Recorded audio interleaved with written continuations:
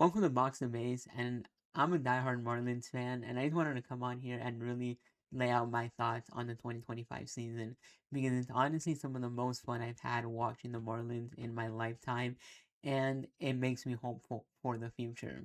So I really have no structure or no real guideline for my thoughts here. I'm just gonna spitball off the top of my head and talk to you guys about how I felt on this 2025 Marlins season because it was a ton of fun. And I want to take it back to opening day when Kyle Stowers, I mean, he was the MVP of the season. But back on opening day, we had no idea. I mean, because if you take it back to when he was traded over here last year in 2024, he could not hit. He was getting beat by fastballs. He was unable to hit. And then we were like, he's a nothing burger, you know? I mean, he was considered a throw-in piece. Connor Norby was supposed to be the headliner of that trade. And even when we saw him in spring training of 2025, you would not have expected his season to go the way it did. Because, it's like his I think he batted under 200 in spring training. He was taking a lot of walks, but he wasn't necessarily making a lot of great contact. And the 2025 season started, and he showed his new and improved discipline. I think he took a few walks on opening day. And of course, he was the walk-off hero in game one on opening day. And that, I think, set the tone for the rest of this Miami Marlins 2025 season. Because the moment you saw that, I understand you could say it was a pirate, yada, yada, yada, blah, blah, blah. Don't care. That moment right there really set up what kind of a season this team was going to have. And so now it just set him on a path, in my opinion. You know, he was the man who had moments. He had the grand slam off of Mason Miller. Kyle Stowers did. He had the multi-homer game in Baltimore. He had the off of um not off of Carlos Estevez. He had the grand slam, I believe it was, in that crazy Yankees game that they came back and won. I mean, and on top of that, he was an all-star. And yeah, he didn't really do much in his one at bat in the All Star game, but he played a big role in the swing off, getting a home run, which helped the NL win. So, and it was bittersweet and sour that his season ended on an injury. So, I mean, that's one guy that I look at and I'm like very pleased and very happy that he's turned it around. And if he can establish himself as this kind of a player, 27 home run, a 900 OPS, doesn't necessarily have to be 900 OPS, but it could be like in the high to mid 800 OPSs. I mean, that would be big for the Marlins. Like, this season was a big breakout season for Kyle Stowers, but it'd be amazing if he could finally establish himself as this all-star caliber player because that would just immensely help this accelerated path that the Marlins are on. So that's that. Another guy I wanted to really talk about and mention is someone like Sandy Alcantara because he was coming back from Tommy John surgery and he didn't look good. Be honest, he didn't look good when he was coming back. His command was off. He was getting hit a lot. I'm pretty sure his ERA ballooned up to like 7 at one point. But seeing him battle over the course of a season, seeing him put in the work, seeing him keep battling, perseverance, not giving up. We know who he is. He's a competitor. They don't nickname him El Caballo for nothing. He's a horse. He's an ace. He throws innings. He likes to be out there. He's competitive. He doesn't like to fail. He doesn't like to do bad. He wears his emotion on his sleeve a little bit. And when he's not doing well, he lets it out. He lets it out a little bit. So it was definitely tough seeing him in that kind of a way, but it was also very encouraging that in the second half he was able to turn it around. Now, from a mechanics standpoint and everything, I do want to point out that he did change his arm slot. He was more over the top, and then he came more across his body. So that was kind of something that helped him a lot. But just amazing from Sandy to just see him finally come into his own and really separate himself from that Tommy John in the second half and go back to being the Cy Young Sandy that us Marlins fans have come to know and love. So that was a lot of fun watching that. And then there was just a bunch of other little guys that weren't big players but played important roles. Heriberto Hernandez, who was a minor league free agent at 25 years old, and the Marlins signed him. And when he got called up, it was like, why are we calling up Heriberto Hernandez? He had a high strikeout rate in the minors, but he came up big time and time again for this team, whether it was on defense, making great catches, whether it was on offense, hitting some bombs. I think he hit 10. It was a lot of little things like that. Javier Sanoja is another one who, his numbers don't jump off the pages, but he was great for this team. He was a Swiss Army knife, somebody who could play all over the field. He played, I think, 7 different positions all year, so he could definitely play everywhere. And he was always a spark plug when he played, doing something. Um, I wish I could be able to mention Griffin Conine in this, but he got injured early. I mean, he came back, luckily for that. So towards the end of the year, so I'm happy about that. But it was just a lot of that, just a lot of little things clicking and and working out right for this team. They didn't make the playoffs, and you know, they didn't make the playoffs, and that's a disappointment in that sense. But there's a lot to be excited about. I mean, Agustin Ramirez, he's not a catcher, by the way. Everyone on Marlins Twitter knows this. We all know he's not a catcher. We all know he's not fit to play back there defensively. But the team wants to try it out. The team wants to go until enough is not enough. Some fans might say enough is enough already because he had like 14 pass balls or something outrageous.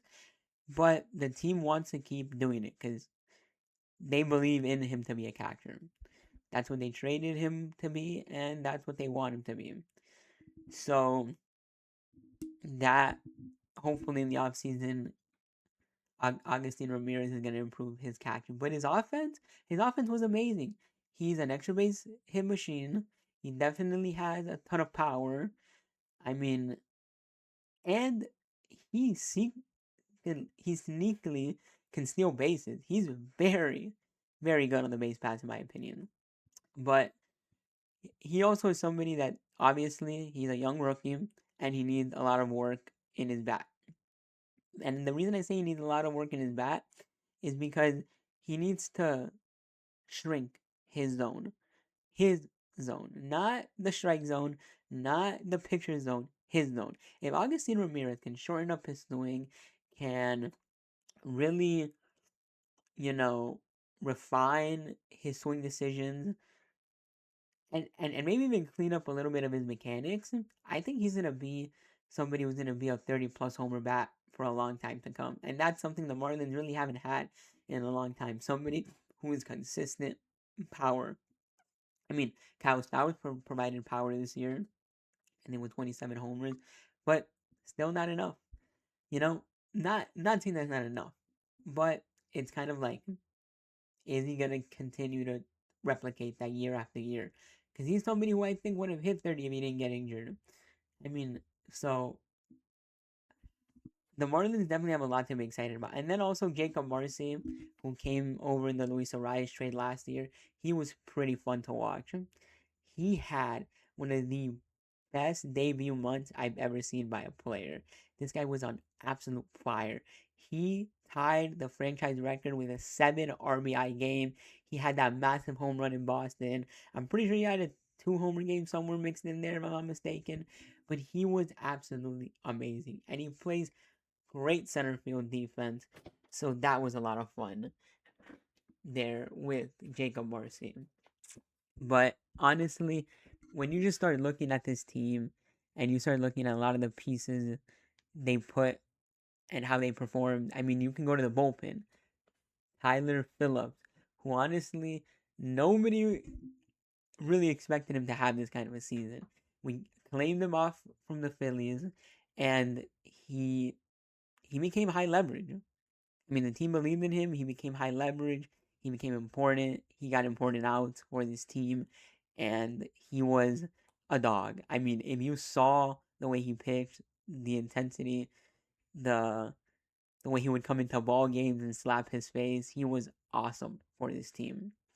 And then you had guys like Ronnie Enriquez, who I think should be a closer, but I think this team is gonna try and make him more into high leverage, just get outs when we need you type of guy. Like if there's a pocket of hitters coming up that we think Ronnie Enriquez needs to be in there, that'll be his role. Even though I think he has great makeup and the stuff to be a closer. And there was also a few other guys, like Anthony Bender, who yes, he got injured at the end and his season was over, but he's been great out of that bullpen. And he's somebody who this team signed out of indie ball. I understand it wasn't the current, front office and GM that did it, but he's still a great piece to have in there. Someone like Edward Cabrera, he stepped up and really broke out this year, in my opinion. He was a lot of fun to watch pitch. Then you had guys like Yuri Perez, who was also coming back from surgery on his arm, and he has a lot of work to be done because I feel like he sometimes unravels a little too quick and not falters, but kind of like he will get out of whack the minute one thing goes wrong. So I think there's some work to be done there. But he has the stuff. I mean, he's a big strikeout pitcher and he has the stuff to get out. So I'm really just happy with him about that. So I know I kind of jumped around and touched on a lot of guys briefly, but I'm gonna go over to my Twitter now on my phone, and I opened up, or I tweeted out for Marlins fans to kind of just chime in and give me their thoughts on the season. So I'm gonna read through some of them and kind of expand and give my thoughts based on what some of you guys said on Twitter. So from Marlins Optimist, which I love the name by the way because I'm also a big time optimist. I'm a glass half full kind of guy when I watch the Marlins. He said very solid season. Obviously they didn't make the playoffs, but we improved by 17 wins. And that's another thing I want to talk about. Now we improved by 17 wins. People had us losing 100 games, had us winning only like 60, 65, and I don't blame them because we were not looking great on paper before the season started. But I do give a ton of credit to Clayton McCullough, first year manager of the Miami Marlins, and I think it was his first year managing in general at any level. And I give him a ton of credit because he could have done better in some of his decision making, and there was moments where it felt odd that he wasn't making certain moves. Like there was games where he should have brought in Ronnie Enriquez, in my opinion, or used just his high leverage bullpen arms instead of not, and he probably would have won us a ton of more games. Not a ton, but it would have won us a few more games. I would say like 4 or 5 more games. But it's like he was honest about himself. And I think he's a very great clubhouse guy. At one point, I think midway through the season, Clayton McCullough rated himself a C minus, and then when the season was over, he got asked again and he rated himself a C. So honestly, I'm not upset at that. There are areas of his managing game that he could clean up, but it seems to be like he really knows in the clubhouse how to rally a team together. So I'm happy with what we saw out of Clayton McCullough, even though there's improvements that can be made as time goes on with his in-game decision making. And I mean, to continue reading this this tweet, we improved by 17 wins, and I mean, I agree, that's incredible. And that only means there's room to improve, and it's only up from here. Sandy was dealing again. I mean, I talked about Sandy. His season was rough to start, but it was amazing to see him finally put it together at the end and become the Sandy of old that we like. And there's a lot of guys in the minor leagues and AAA especially that are itching, knocking on the door for big league playing time in the future. I mean, I can name a few of them. Robbie Snelling, who was absolutely amazing in AAA. He definitely looks like he's ready to battle for a rotation spot and potentially could make the opening day roster in 2026. Kemp Alderman broke out in a big way. He had a 2020 season in the minors. He's somebody who I'm very excited for, and I'm going to mention later on because there is a talk about the outfield in one of these tweets. But there's a few guys like that. Joe Mack was another one. The Marlins weren't great at holding on runners, and Joe Mack is somebody who's a platinum glove defender behind the plate. And I mean, he won the platinum glove, I think, in 2023 or 2024. So he's somebody who can be big defensively for the Marlins, and his bat took a big step too. I'm pretty sure he had 20 homers or somewhere close to 20 if he didn't have exactly 20. I don't have the stats up in front of me. But just that defense alone is going to make a big change to this Marlins team because they were giving up stolen bases left and right, and you just can't do that when you're a major league team. You really need to limit the stolen bases in that department because if teams know they can run wild on you, you're not going to have a lot of chances to win. So thank you, Marlins Optimist, for that. And honestly, I think it's going to be a very fun and competitive team next year, especially with some of these guys from the minor leagues making the jump to the major league and contributing. The other one by Futures Bright or Marlins Manic, if I'm reading that right, 16. They should trade some of their outfield depth for right-handed bats. Can't rely on 80% of your lineup being left-handed. And he also added to go more into depth. I'm not talking about Griffin Conine, Kyle Stowers, or Marcy. I'm talking about guys like Victor Mason Jr. and other fringe outfielders. I kind of get where he's coming from. I do get it. But I do want to add to this and say I don't know how much value guys like Victor Mason Jr. have. I mean, we also traded for guys like Matthew Etzel, who was in that Nick Fortes trade. He's another minor leaguer in AAA that played kind of all right. Nothing that stands out, but he was a nice bat. I'm just not sure how much of these guys really have value to be traded. But if Victor Mesa Jr. has value, I mean, I know he came up and played towards the end of the season in the MLB.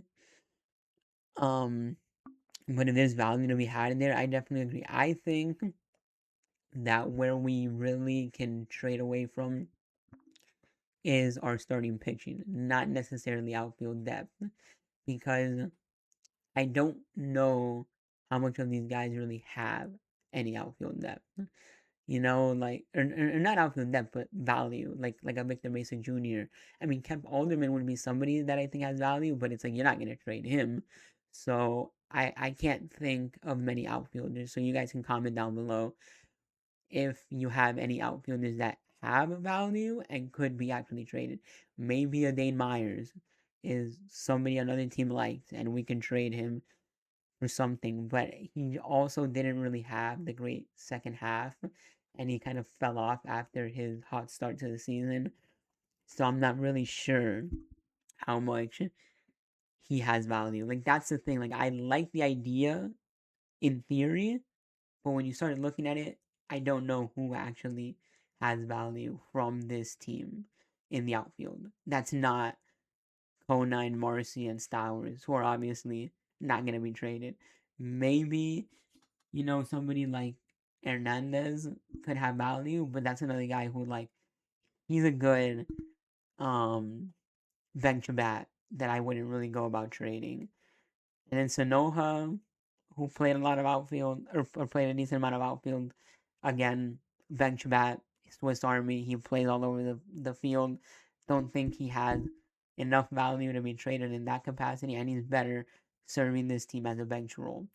And I don't think there's any reason they should trade him. So I do like the idea, trade your outfield depth, but I don't believe any of them have any true value that'll get us anything impactful.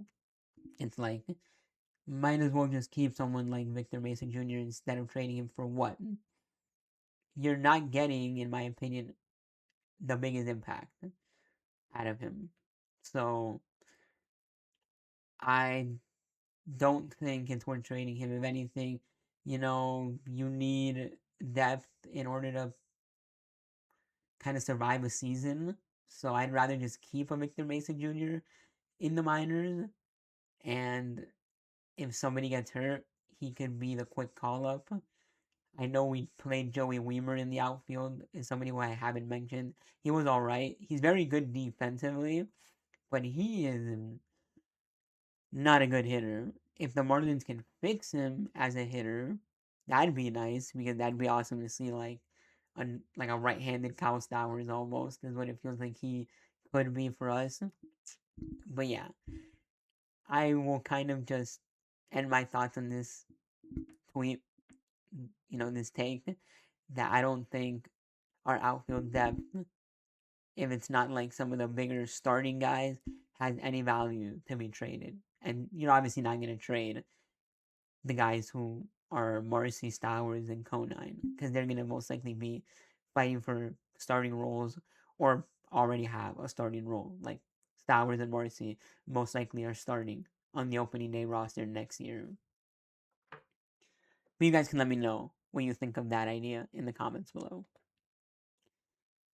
Another one here from Coco is his name on Twitter. I love the 2025 season.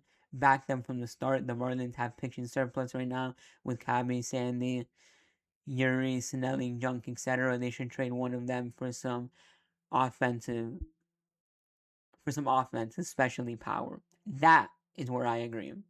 And they should take from their pitching, trade it for offense. Now, there are a few things. I don't want to see them trade Sandy, even though I feel like with the way he ended his 2025 season would be huge return.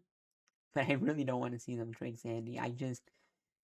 He's been here with us since 2019, I believe, and he's just somebody who's a fan favorite. I think is somebody who they should honestly build around and keep around on this rotation. I mean, I understand that you can trade him, get some big time prospects back, even major league ready talent, but he's valuable more to this team in that rotation. He's somebody who I think no matter how he's pitching, you can always pencil him in to give you innings, and that's super important for this team. Then we move on to other guys mentioned. Obviously, Yuri Perez is not getting traded. Anyone who thinks that needs to throw that idea out the window. He's way too young. He has way too much time left. And I don't see him getting traded. And then the other guy mentioned here was Jansen Junk. Honestly, he's been in the majors for a little bit. He had a mini breakout, is what I would call it, with the Marlins. And I'd rather just keep Junk around as a depth piece because you need more than 5 starters to get through the season. And Junk is the kind of guy who I would love stepping up in case somebody gets injured. Somebody who was not mentioned in the tweet was someone like Ryan Weathers. He had an injury-filled season. He spent 2 IL stints. He spent the season with 2 IL stints, came back at the end, looked not great, but didn't look horrible. I think he has a ton of talent, and when he's at his best, he could elevate himself to being one of the best left-handers, starting pitchers in the league. But I think that's a guy who, if you're looking at this um, rotation and pitching depth, he's somebody who I think they should look at potentially trading because I think he could bring back a good return. Some nice prospects, some high end prospects, and could really help us fill out positions like first base and third base if they go the trade route to fill that spot, because I think they need to get a power hitting um first baseman, which I know another tweet mentioned it, so we'll talk about that a little later. But and the other reason I'm inclined to say Ryan Weathers, even though I really like him and he's shown he can pitch at the MLB level and he's shown he can be great at the MLB level, is because like mentioned in this tweet, Robbie Snedling, he's he's ready. I think he's ready to debut. He's ready to crack the major league roster and ready to show this Marlins team what he's capable of doing. And not mentioned there is Thomas White, who he's a little farther back from Snelling. He still has a little bit of work to do because his walks, especially when he got to AAA towards the end of last year, were not that great. But he's another lefty. So, you know, you let me know your thoughts on that one. And then the other one here by on the cover of Lethal Weapons, Eddie, is I like the Bendix made a number of minor league depth signings that were able to make an impact when needed. I did talk about some of these guys already, but we're gonna circle back to them and talk about them again. And he mentions here Heriberto Hernandez and Jansen Junk, something that other GMs haven't really gotten results in. He said, um, and he was also impressed by the player development this season. First of all, I do want to mention some of that, like the guys that were plugged in: Tyler Phillips, Ronnie Enriquez, um, Heriberto Hernandez, Jansen Junk. You can also mention guys that were brought in last season in 2024: Otto Lopez, Graham Pauley, Marcy. Like these guys, some of them more star power than others, but they were great when they came in and played their role. Like Heriberto Hernandez was great in my opinion. When when he debuted, when he came up, it was like, who the heck is this? I didn't know who he really was, and his numbers didn't jump off the page, but he was impressive nonetheless in the time out there that he played. Jansen Junk, another guy. I mentioned him in the previous tweet, but he's somebody who was a great rotation depth piece. And if he can keep providing the same value he provided this season, I'd love to see him stay with this team and just be a depth piece for the rotation. You never go through the season with the same five starters.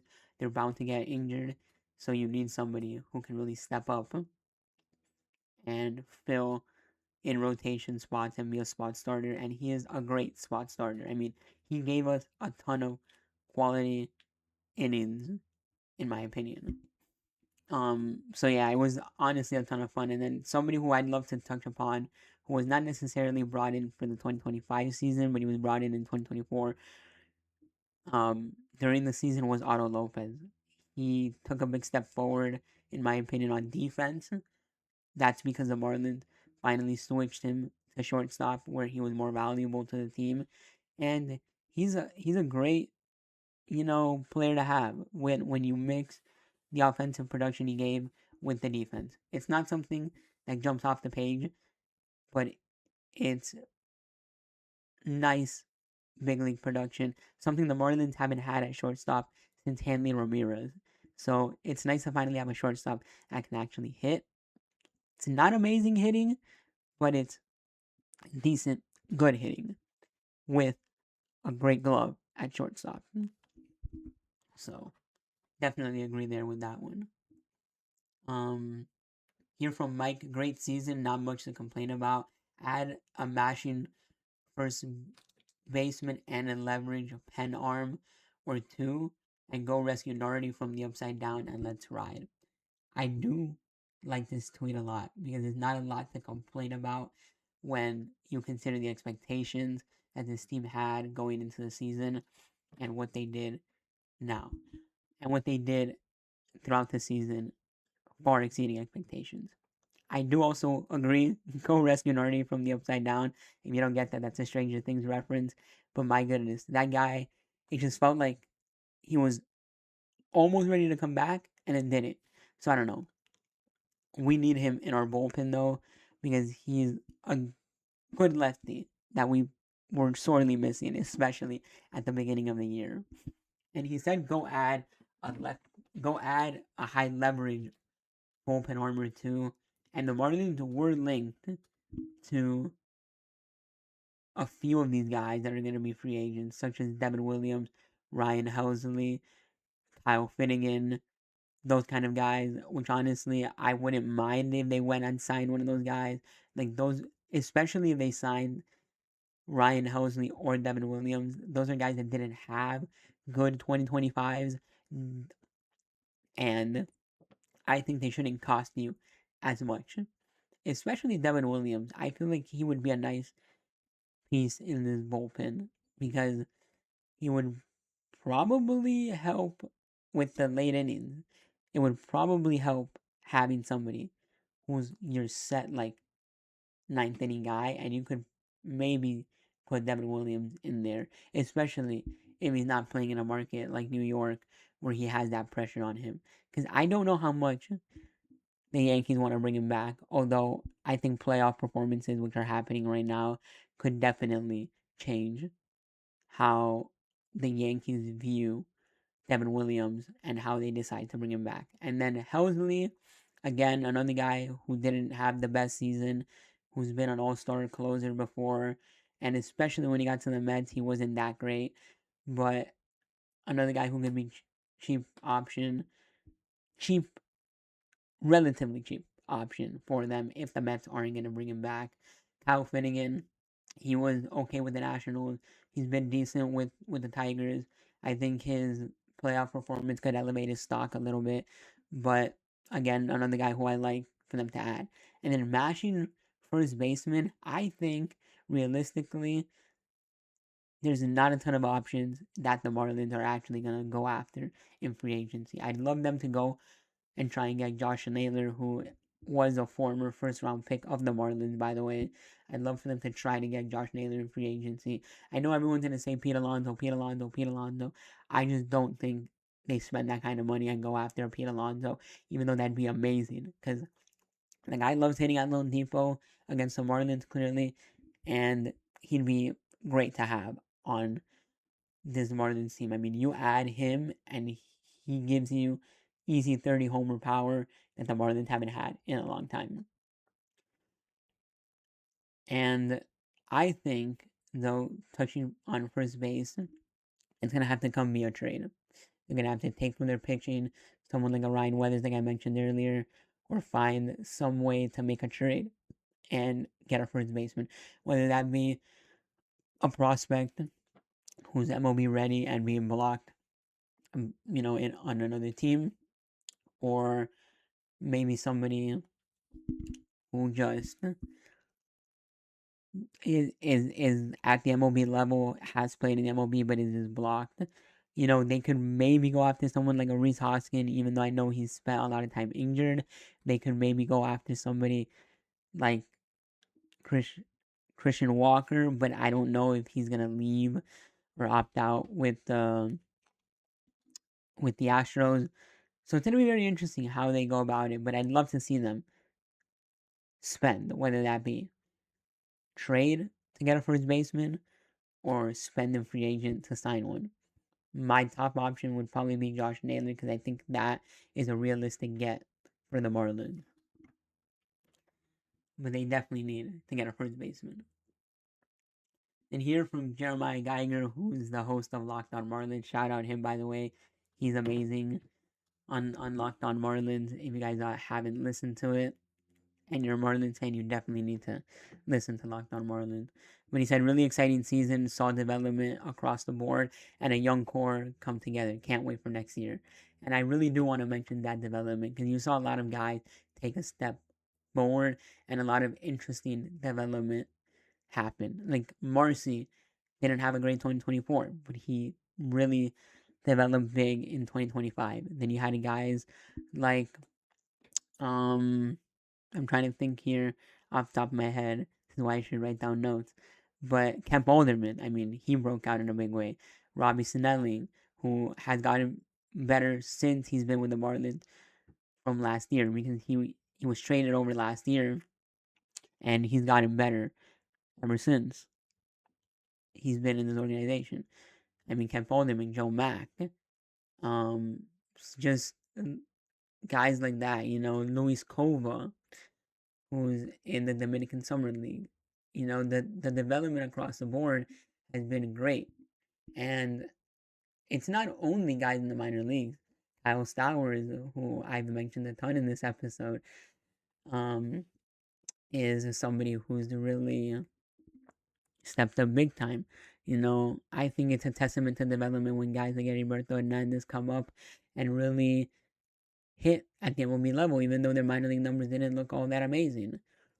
And I'd love to see that development just continue year after year, because there's a lot of guys in the minor leagues like Devison de los Santos, who I think could be a good major leaguer for us, but he didn't have the great 2025 season. But I'd love to see him continue to develop, and maybe he could become our first baseman of the future. You know, um, I think it's a testament to development and believing in guys when you see guys like Ronnie Enriquez and Tyler Phillips emerge as high leverage bullpen arms that get you excited for what the bullpen can continue to grow into next year. So I agree that the development this season was amazing, and it's what honestly led to a lot of these guys really helping contribute to this team and not being what everyone expected. 65 wins, 100 losses type of thing, or 60, win team. Here from Forever Marlin on Twitter, he gave a long tweet here and really broke down a lot of stuff, but I'm gonna try and get through it as quickly as I can. He's had fantastic season, and it's stirred more hope than I think any of us thought thought it would after losing big names like Lazardo, Jazz, Scott, and Berger. I'm extraordinarily happy with the progress that's been made both in the major league team and in the minors, and I'm excited to see what the offseason moves are going to be made in regards to trade, Rule 5 drafts, free agent signings, and extensions. Um, and then he also went on to mention that guys like Weimer, Victor Mason Jr., etc., should get dealt since we're just dumping and we're just dummy loaded on outfield depth. And I consider cash consideration for some of them, if no other reason than it might be time to spend some big boy money on corner and field talent like Alonzo Naylor or Eugenio Suarez. This season also showed some lack of real depth in the bullpen, so even though I do believe we have some strong bullpen pitchers, we need to bolster with extra arm so that we don't end up dipping in for guys like Simpson, Soriano, and Bayoso, all whom I hope we heard the last of. That said, I hope we convert Max Myers into a bullpen guy. When injuries subside, Stowers, Benders, Myers, and maybe Nardi, and assuming that we make good offseason moves, I think the team will be ready to kick 2026. But thanks for all of the great commentary this season. Looking forward to connecting with more on the fish this as more develops.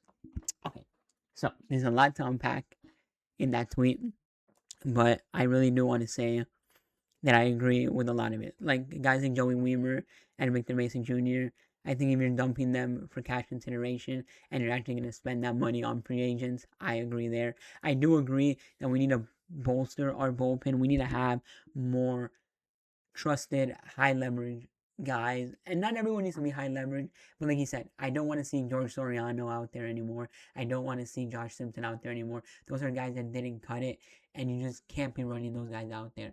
I mean, we need better left-handed options, whether that be from within, and guys like Nardi come back and can actually picture us.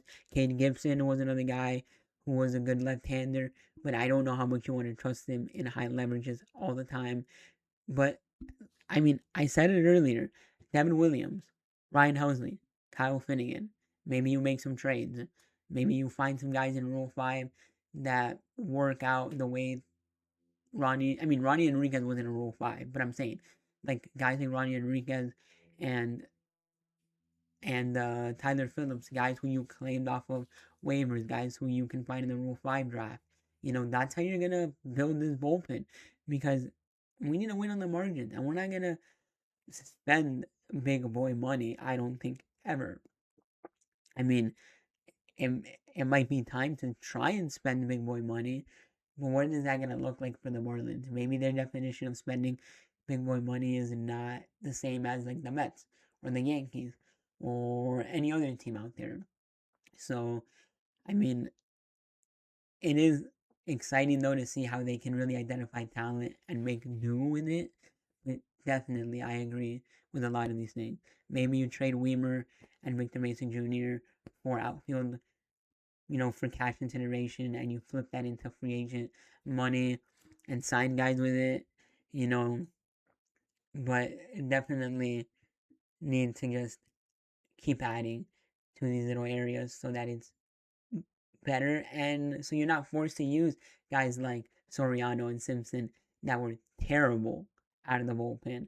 And whether that was Clayton McCullough making terrible moves and going to them, or whether it was like, I think, and this was a debate all season, and I'm talking about it now in this part of the video, the episode, because I think that while Clayton McCullough shouldn't have gone to them as much as he did in moments when we had winnable games, I think it was more malpractice of the front office to even have these guys on the roster. And there's guys in AAA, Josh White, who should get opportunities over Simpson and Soriano, who didn't perform. But um, but yeah, I definitely think that's a lot of my thoughts. It might have been all over the place. I'm sorry I didn't really outline what I was going to talk about, but I just want to leave it off with this and say I'm very optimistic on what the Marlins did this season, and I'm really excited to see what they do over the offseason. So, yeah, if you want to continue talking Marlins, if you want to connect more and talk baseball, I'm Box of Base on every social media platform: Twitter, YouTube, um, YouTube, TikTok, Instagram. You can hit me up on all of them. I'm always open to talking about the Marlins, and I'm excited to see what they do this offseason to build on a very exciting 2025 season. I'm signing off. Hope you all have a great rest of your day, and hope you tune in anytime I'm here to release an episode.